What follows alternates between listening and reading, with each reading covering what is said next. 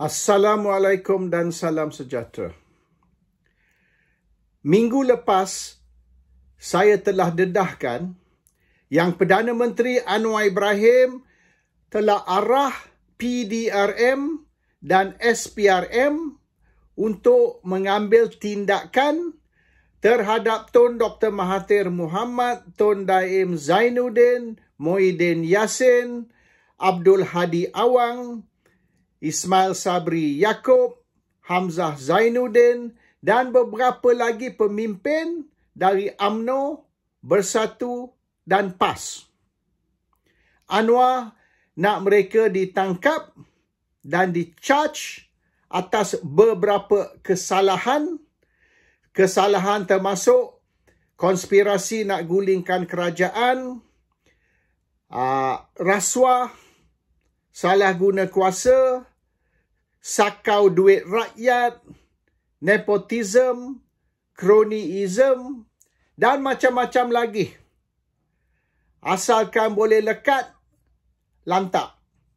Charge mereka untuk apa saja yang boleh dan tentukan yang kes ni tidak akan ditendang keluar atau tidak dibuang seperti kes 300 juta Muhyiddin Yassin baru ni, di mana mahkamah atau hakim telah tendang kes tu keluar oleh kerana tidak ada bukti.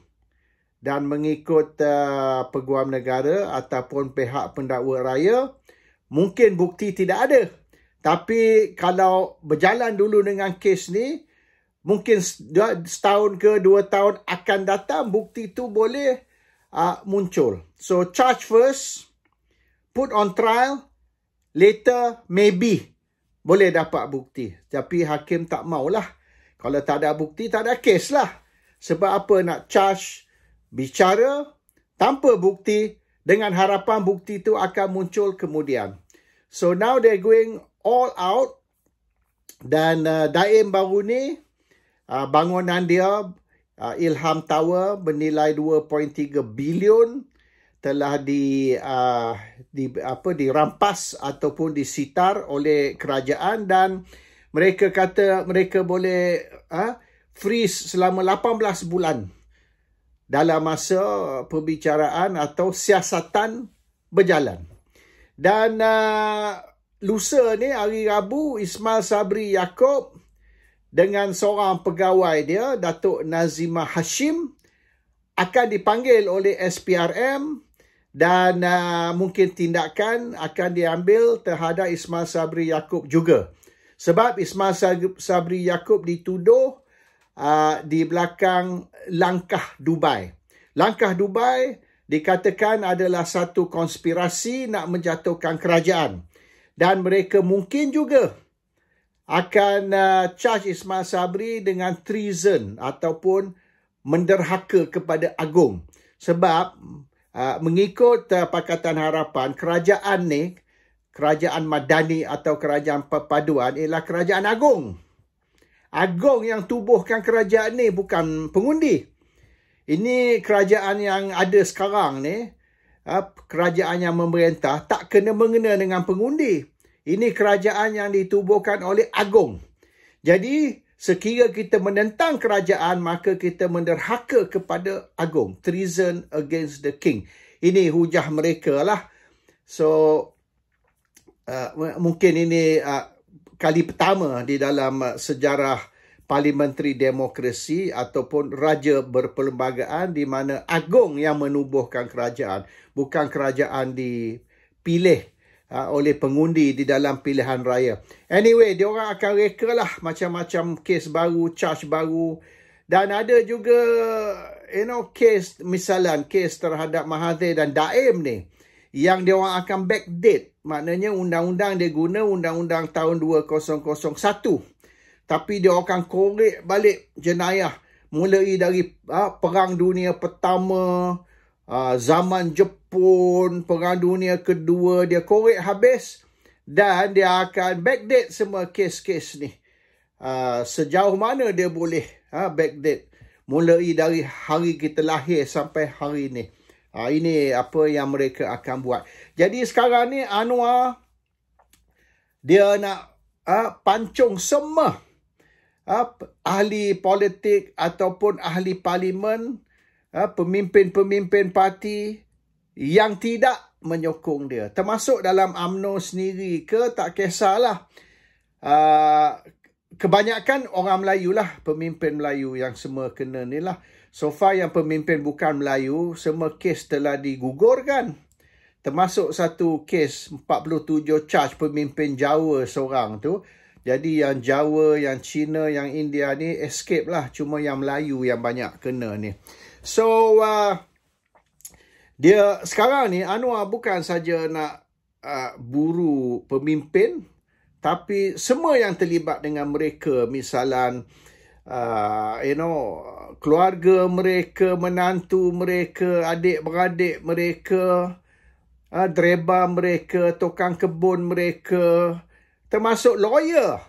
Mana-mana lawyer yang bertindak bagi pihak mereka. Any lawyers acting on their behalf ataupun defending them. Terutama sekali lawyer yang misalnya satu contoh, Rosli Dahlan. Oleh kerana Rosli Dahlan lah, Muhyiddin Yassin terlepas. Muhyiddin Yassin sudah kena charge. Tapi bila masuk mahkamah, hakim setuju bahawasanya tidak ada bukti, maka tidak ada kes. Jadi atas usaha Rosli Dahlan, lawyer Muhyiddin tu terlepas. So dia orang nak kenakan lawyer tu sekali lah. Dia orang nak tentukan yang tidak akan ada lawyer dalam Malaysia yang berani bertindak bagi pihak mereka yang sedang diburu. And this is going to be very interesting. Sebab maknanya biar siapa sekalipun asal terlibat dengan mereka ni semua, baik orang gaji, tukang masak, tukang kebun ke, dreba ke, semua kena. Jadi maknanya dia nak orang lari jauh dari mereka. Biar tak ada orang seorang yang berani rapat dengan mereka atau berdamping dengan mereka. Ini strategi mereka. Nak pulau orang ni semua. Isolate and insulate them. This is the tactic that ini sama taktik yang diguna oleh Adolf Hitler di Nazi Germany dulu. Same lah. Fasis punya taktik. Maknanya they frighten you, frighten the whole community sampai orang semua lari tinggalkan Germany. Takut sangat. This is what they're going to do lah. Dan siapa yang tak lari kena bunuh lah. Macam mereka itu yang Yahudi yang tak mau lari itu sebab mereka banyak harta, tak mau lari, dia bunuh harta, rampas lah. Ini taktik dia orang ni. So, 2024 ni will be a new era. Era baru. The era of terrorism. Maknanya Anwar dan kerajaan Anwar will terrorize the rakyat. Akan terrorize the citizens of Malaysia supaya macam berlaku di Germany tahun 30-an dulu, tak ada orang seorang berani bersuara ataupun buka mulut. Dan mereka yang takut akan lari tinggalkan negara.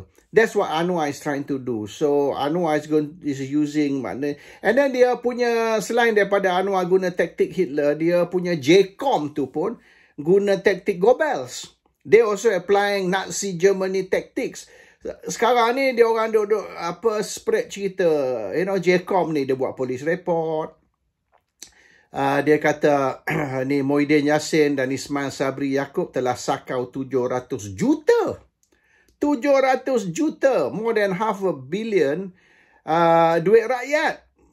Kedua-dua Perdana Menteri, bekas Perdana Menteri. So that police report, dia buat police report dan polis tu akan sediakan siasatan dan akan hantar kertas siasatan tu kepada SPRM dan juga Peguam Negara, pejabat Peguam Negara, supaya tindakan boleh diambil terhadap Muhyiddin Yassin dan juga Ismail Sabri Yaakob atas kes curi 700 juta. And dia orang cah juga pegawai-pegawai.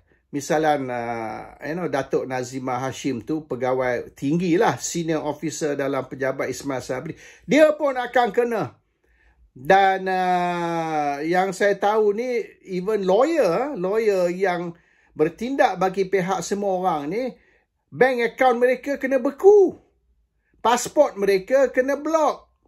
So, mereka tak boleh keluar negara. Mereka kalau nak pergi Singapura ke Indonesia pun tak boleh.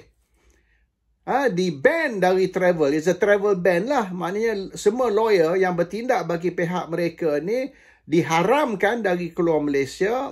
Pasport mereka disekat. Kalau mereka cuba keluar, immigration akan rampas pasport mereka. Bank account mereka semua kena beku. Mereka nak bayar bil elektrik, bil air, bil apa pun tak boleh. Kalau ada, misalnya dia orang ada, car loan ke, housing loan ke misalnya kan, pinjaman kereta, pinjaman rumah, semua tak boleh bayar dah. Bank account semua kena beku. So silap-silap kereta mereka kena tarik, rumah mereka kena lelong. Ini dia orang nak buat, and they can do for 18 months. Maknanya dia orang bekukan bank account selama 18 bulan. So installment kereta tak boleh bayar. Bil air, bil api tak boleh bayar. Kena potong. Elektrik kena potong. And then kalau housing loan, pinjaman perumahan tak boleh bayar. So bank akan keluar surat lelong rumah. So this is how they're going to destroy all those yang menentang Anwar Ibrahim, termasuk sesiapa saja yang rapat dengan mereka, dumping dengan mereka, ataupun yang membantu mereka, baik siapa sekalipun. So this is the new tactic. And ramai lawyer-lawyer pun dia buat samalah macam dulu kes masa Najib dulu. Dia orang tangkap dan charge Syafi'i, lawyer Najib tu lah, Syafiq Abdullah. So dia pun kena lah. Dulu masa Najib, Pakatan Harapan buat ke Najib, dan termasuk lawyer Najib semua kena sekali. So now they're doing against all the rest. Maknanya Mahathir, Daim, Muhyiddin, Ismail Sabri Yaakob, Abdul Hadi Awang, Hamzah, Zainuddin, everyone lah. And termasuk mereka yang rapat dengan semua pemimpin ini. And tapi kes Tok Guru Abdul Hadi belum tentu lagi. Dia orang nak link Tok Guru Hadi dengan kes 1 MDB. Anwar kata Najib telah beri 90 juta kepada 1 MDB, dan Anwar kata dia ada bukti. Dia ada salinan cek, sekeping cek 90 juta. Dia akan guna tu untuk tangkap dan charge Tok Guru Abdul Hadi sebagai terlibat di dalam jenayah sakau duit 1 MDB. So this is what they're going to do lah. Dia orang tak ada kes lain dah terhadap Tok Guru Abdul Hadi Awang. So dia akan guna kes 90 juta tu lah sebagai kes nak charge Hadi ni sebagai terlibat dengan mencuri duit 1 MDB. So banyak lagi akan berlaku ni. Hamzah Zainuddin pun dia orang nak link macam-macam. Banyak dia orang reka kata anak dia lah, inilah itu.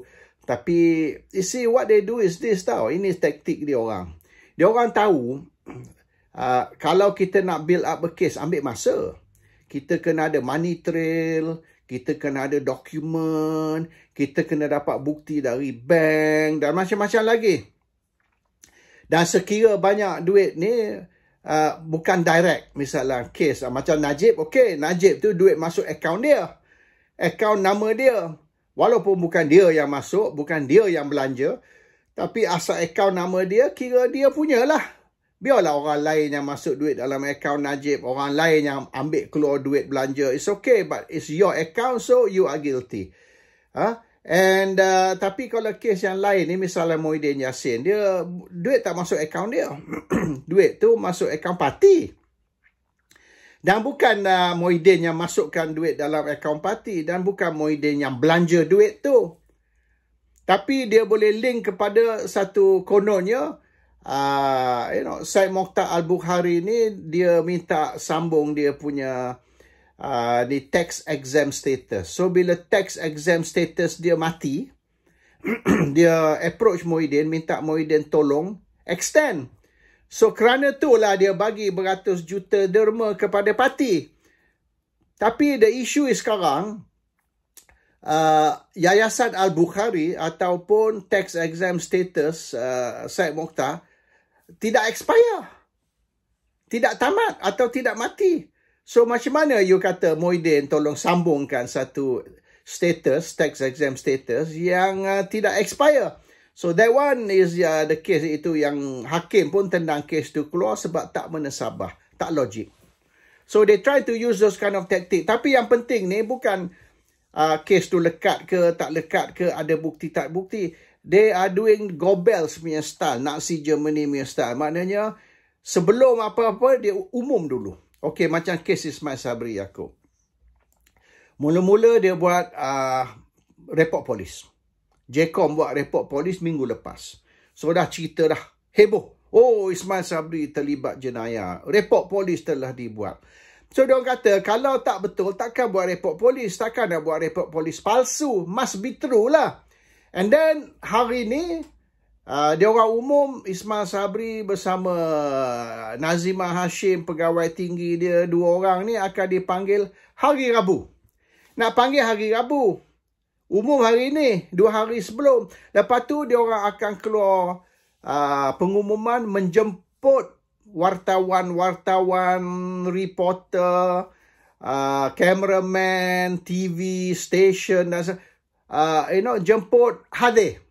So, dia orang ni hari Rabu, katalah pukul 9 pagi, hari Rabu semua akan pergi beramai-ramai dengan cameraman, dengan TV crew, dengan macam-macam pergi. Tunggulah. So, bila Ismail Sabri dengan pegawai-pegawai, beberapa orang yang misalnya akan disoal, bila mereka sampai tu, TV, kamera, reporter semua akan serbu. So, masuk berita. Hari Rabu tu masuk berita. Tapi yang sebenar baru panggil untuk kenyataan tau, statement. Tak tahu lagi. Betul ke tak betul? Tuduhan tersebut kata, oh, Ismail Sabri dengan Muhyiddin Yassin curi 700 juta. Betul ke? Jadi macam kes dulu yang Anwar umum. Muhyiddin Yassin curi 600 bilion. 600 bilion. Woi, duit tu lebih dari ada dalam Malaysia. Tapi sekarang dah lekat. Anwar Ibrahim sendiri, Perdana Menteri sendiri yang kata Muhyiddin curi 600 bilion. Tapi akhirnya charge taklah 600 bilion, charge 300 juta sahaja. Itu pun kes ditendang keluar. Hakim tak boleh terima kes tu.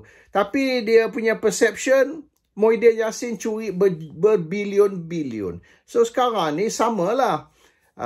Ismail Sabri dengan Muhyiddin curi 700 juta. Umum dulu, buat polis report dulu. And then umum dia akan dipanggil beberapa hari lagi. Panggil reporter, duduk depan pejabat. Bila dia orang sampai tu tangkap gambar. Ni. Persepsi dia orang ni perompak. Persepsi memang dia orang bersalah. Tapi kita tak tahu bila apa yang akan disoal betul ke tidak. Dia orang boleh buat tuduhan saja macam tu. So the perception is, walaupun mungkin akhirnya tidak ada kes, atau akhirnya kes tu tak lekat sebab tidak ada bukti, tuduhan saja, tapi the perception is dia orang bersalah. Sama macam kes Tok Guru Abdul Hadi Awang, 90 juta. Anwar kata dia terima 90 juta duit yang dicuri dari 1 MDB. Dia kata ada cek sekeping. Tapi SPRM dah siasat. Lama dah ni, berapa tahun dah. SPRM siasat, tak ada cek 90 juta. Dosa kata cek sekeping. Cek 10 keping pun tak ada. There's no 90 million check. Kalau ada cek, bermaknanya pergi bank aja.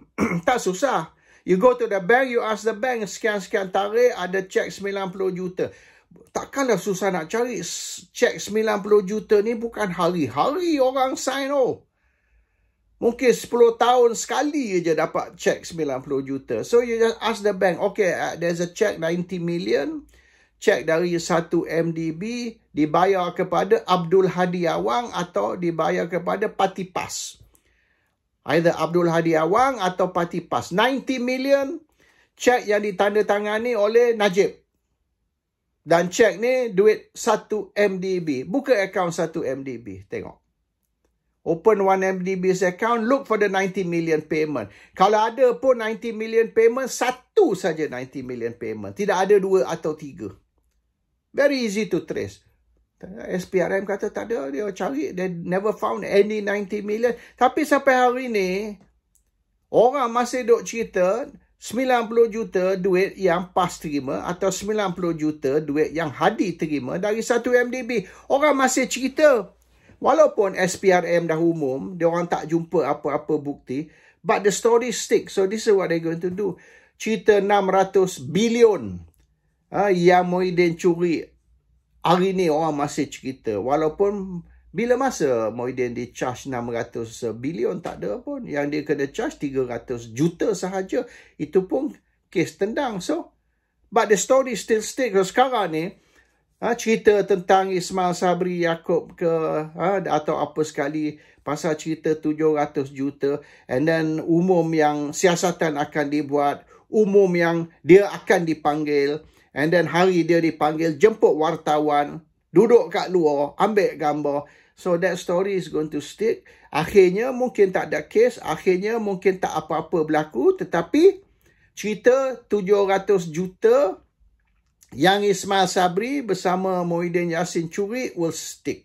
Itu yang dia orang nak buat. Ini Gobel. Gobel punya doctrine is, if you repeat a lie many times, and if many people repeat the lie becomes truth.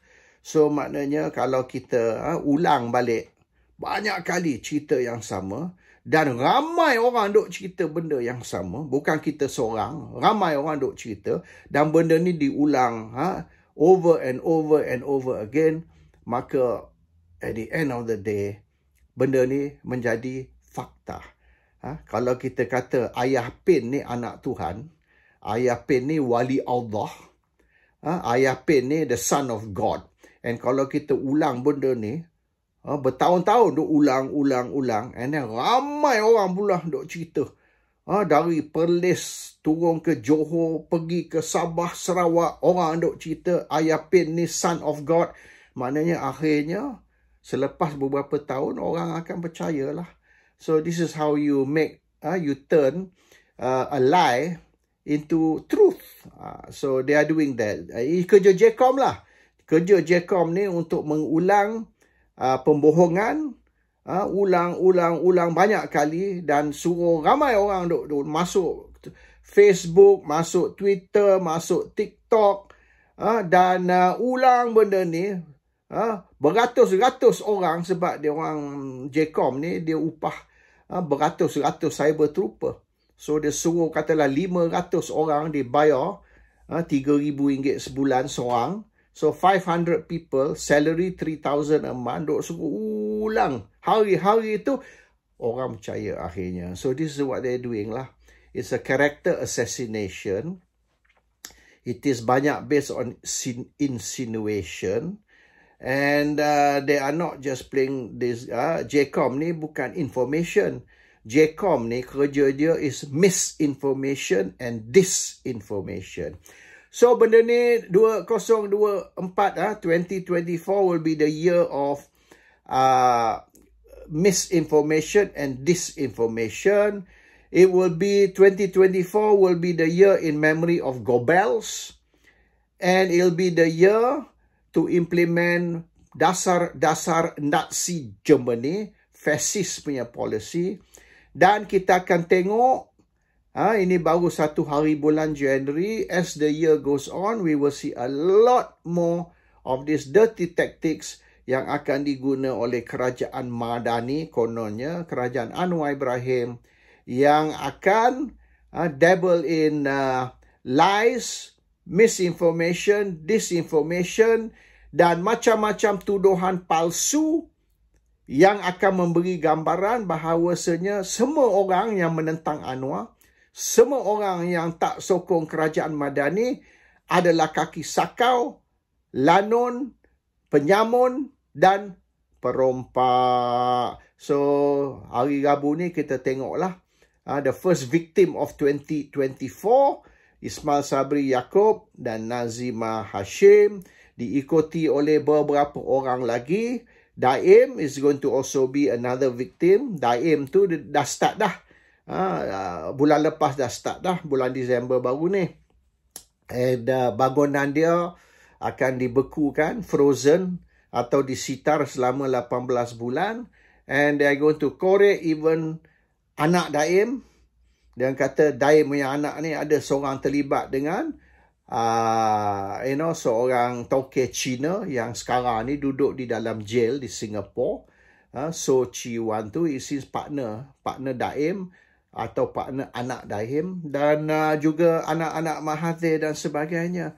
So there'll be a lot of kepala dipancung dalam beberapa bulan ini. Dan itulah cara Anwar Ibrahim akan terus berkuasa di Malaysia. Dan kita akan tengok beberapa orang akan datang juga. Lawyer-lawyer yang bertindak bagi pihak mereka juga akan dipancung. Tapi Bar Council diam. Bar Council ni, yang Chiah ni, betina Cina ni, apa nama Chiah ke apa, dia diam. Cuma kalau memihak kepada Anwar Ibrahim atau Pakatan, dia bersuara.